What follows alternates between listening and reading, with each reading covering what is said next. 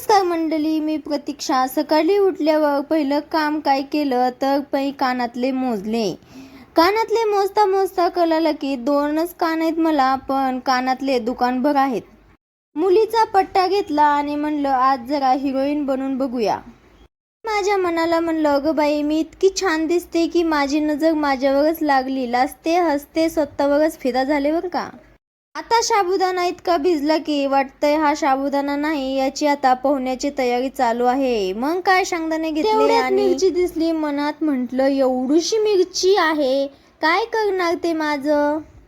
छोटासा तुकडा खाल्ला आणि पुढच्या सेकंदाला माझ्या तोंडात दिवाळीचे फटाके फुटले. मिरची खाल्ल्यावर माझी अवस्था अशी झाली की पाणी दिसलं की मला ते पाणी नाही, देवाचं प्रसाद वाटलं. एवढे हाल झाले बापरे. मग मुलं बाहेर खेळत होती. म्हणलं तुम्हाला दाखव काय खेळत आहेत, पण त्यांना बघून माझं डोकंच फिरलं. मला समजलं नाही की काय खेळतायत ते.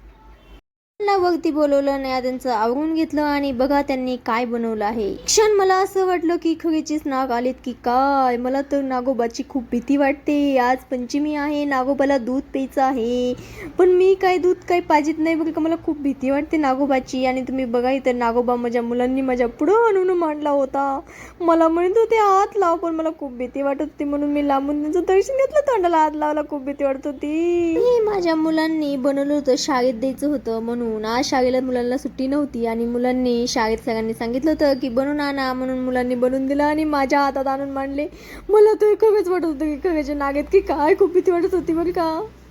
मग माझा शाबू झाला आणि मी देवबाप्पाला पहिला प्रसाद घेऊन चालले बघा. देवबाप्पाला म्हणलं देवबाप्पा तुम्ही पहिला प्रसाद खावा, म्हणजे मला पण खायला भेटेल. मला तर खूप भूक लागली होती. प्रसाद ठेवल्यावर मी लगेच खायला बसले, कारण पोटातला देव तेव्हापासून आरती करत होता. म्हणलं चला लगेच खाऊन घेऊया. तेवढ्यात माझे मुलं बघा कसे बाय बाय टाटा करतात. मला म्हणत होते बंद कर तुझा फोन, पण मी म्हणलं नाही बंद करणार मी, कारण की खात आहे बघा. अशी भुक्कड की तरह खात होते की नाही. मला असं वाटत होतं की आता मी किती खाऊन किती नाही, एवढी भूक लागली होती मला. गटा गटा गटा घसावगस खात होते आणि माझी मुलं माझ्या तोंडाकडे बघत होते, कारण की ती म्हणत असते की मम्मीच्या पोटात काय राक्षस शिरला की आहे, मम्मी एवढी गटा खात आहे. मी अशीच करते बरं का. मुलांना शाळेत सोडलं आणि म्हटलं आता माझी सुट्टी झाली, पण असं नाही बरं का, खूप काम असतात मला. पण जाऊ द्या, आजचा व्हिडिओ इथेच थांबवते, नाहीतर व्हिडिओ एवढा मोठा होईल की तुम्ही बघता बघता तुमचीच मुलं शाळेतून घरी येतील. पुढच्या व्हिडिओमध्ये पुन्हा भेटूया. तोपर्यंत tata bye bye, miss you.